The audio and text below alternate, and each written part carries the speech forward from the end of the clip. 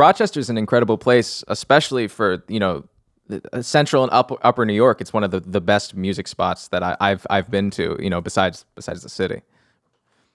Yeah, when I grew up there, there was a lot of stuff going on, Hmm. uh, and there was a lot of economically, it was a lot doing really good back then because of Xerox, Bausch and Lomb, Kodak was really big, Yeah.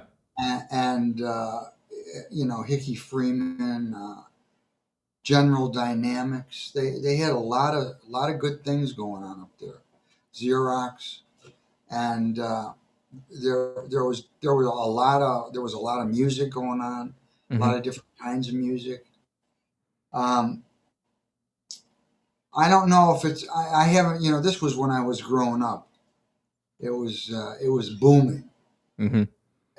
Times have changed, and everybody takes a hit. If you're not, I mean, they took a hit because of Kodak, and competition with film and cameras and stuff. Um, but I think that they're holding on. I don't get up there as often though. Hmm. But when I remember growing up there, it was booming. So you had a good childhood growing up there. I did. I did have a good childhood. Before you were really big into music, what were your other interests as a kid? I've always been into music since I was about 3. Okay. Um, but I mean, my interests were, my grandparents and uncle had horses, and so I really had a lot of fun going to the barn every morning and every night, to take care of the horses, and at night to bed them down and do some riding with my uncle and my grandparents. It was a lot of fun. Um, I that was good. And then my brother got into riding and played polo. So I would, when he was doing that, I'd go watch him at the games. Hmm. And growing up, I was in drum corps, so that was a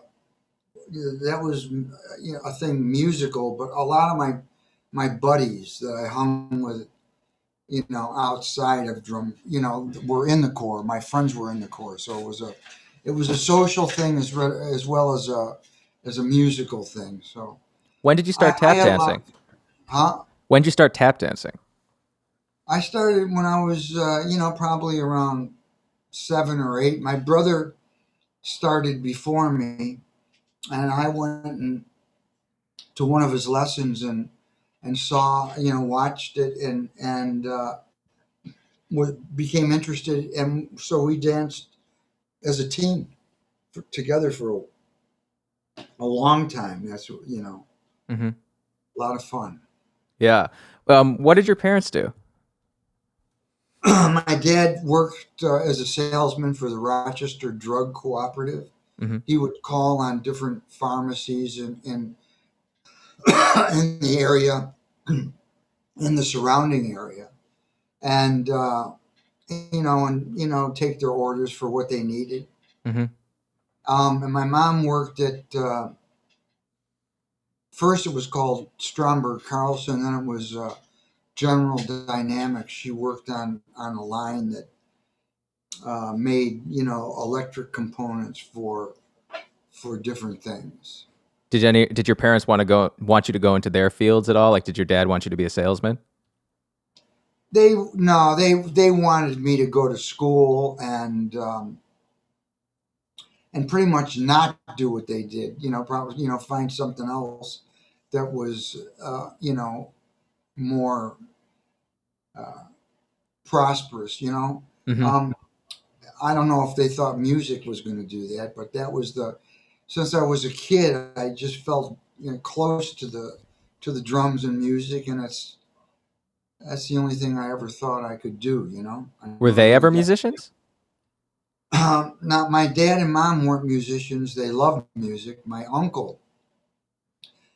dad's brother Hmm. was a drummer growing up, and he's the one that showed me when I was a kid how to hold the sticks and sort of channeled me into practicing listening to records and instead of just taking whatever I had and banging on stuff. He sort of directed me, and he was a big influence for me. Besides his influence, were there any like famous drummers that you really wanted to be or you wanted to like kind of emulate when you were getting started? Well, I mean, I don't know if I loved Gene Krupa and Buddy Rich Hmm. and Louis Bellson.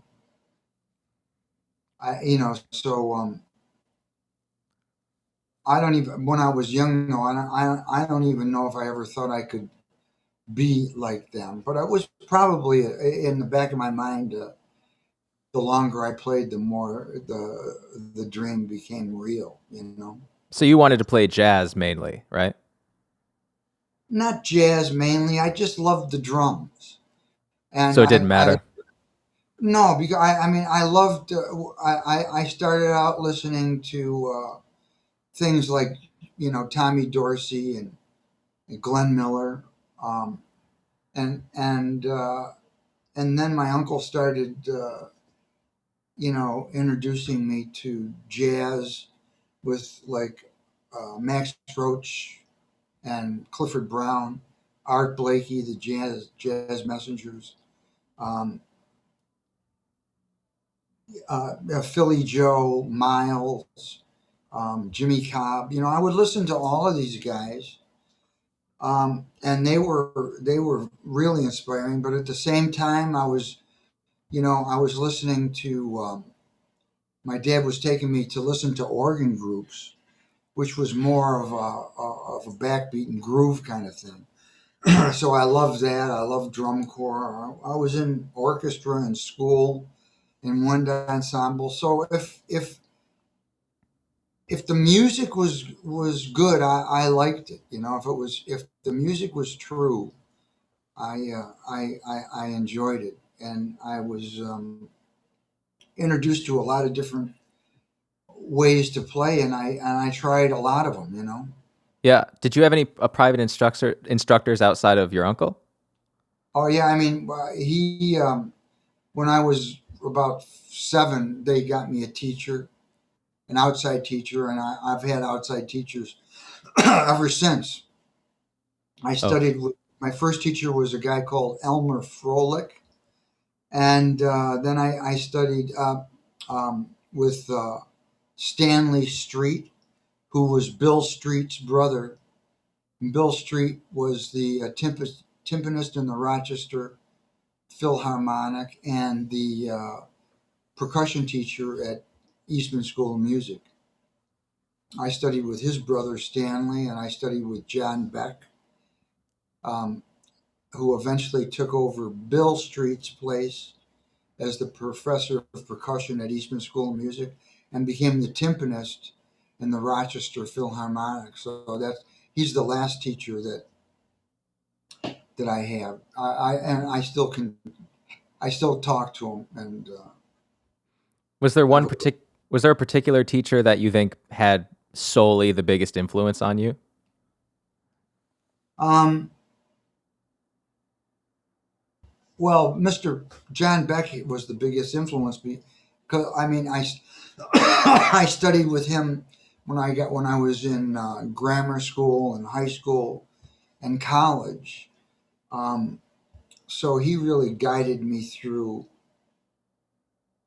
like the entrance exam for college, the audition for a military band when I graduated from college, because when I graduated, Vietnam was going on, and if you didn't have a deferment, I would have been drafted. So Hmm. yeah, he was a big influence. And when before you ended up going to Eastman, like when you were younger and when you were in high school around that age, were you working a lot as a drummer? Yeah, I was working in high school. Before I went to college, I was working 6 nights a week with Chuck and Gap Mangione. Hmm. They had a quintet with saxophone, trumpet, bass, piano, and drums. And I had an opportunity when I graduated from college to do that, continue that job, or uh, I had been offered a job with George Benson on the road, but I couldn't take it. Excuse me, because I had, when I had taken this audition for the Army Field Band and been accepted, and I graduated from Eastman School of Music in June, and by July I had received my draft papers, so I knew that I was going to be drafted, and because I was accepted in the Army Field Band, it was my choice to either I could reject the draft and join the Army Field Band and be guaranteed not to have to go to Vietnam, be guaranteed to stay at Fort Meade for 3 years. And so I did that. You know, I Hmm. did that. And And go ahead. well, I was just gonna say, so you end up getting drafted after college. Um, I mean, the draft papers came, but because I was accepted in the Army band, I didn't have to go I didn't go to the draft, which would have sent me to Vietnam. I went to this band that I auditioned for right at outside of Washington D.C. in Fort Meade, Maryland. okay. So, and that guaranteed me not to have to go to Vietnam and fight. It just I was in the band for 3 years in the States.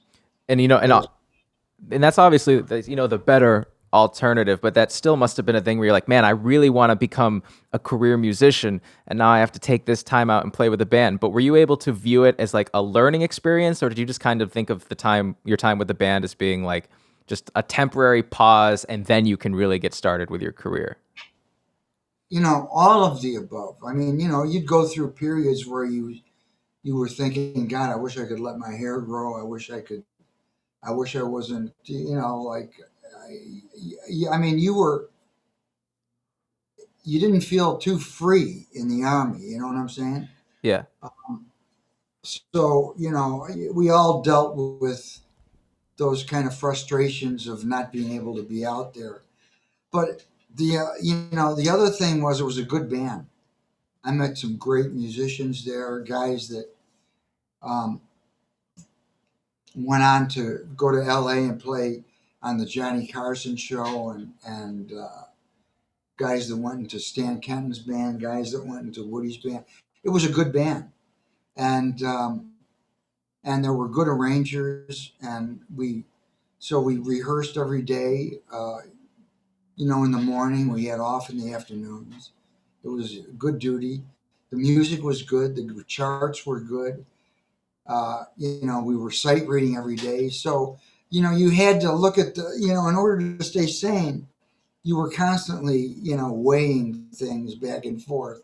Hmm. You have the time where was, if you started to get a little bit dark or depressed, then you had to start and look at the other way and start looking at the positive things, to sort of keep it balanced. And after being out, man, I look back at it as it was a good experience. Hmm. Is Even though I wasn't enjoying it as much as maybe I could when I was there, I did the best I could, and it turned out to be a good thing. It was a good experience.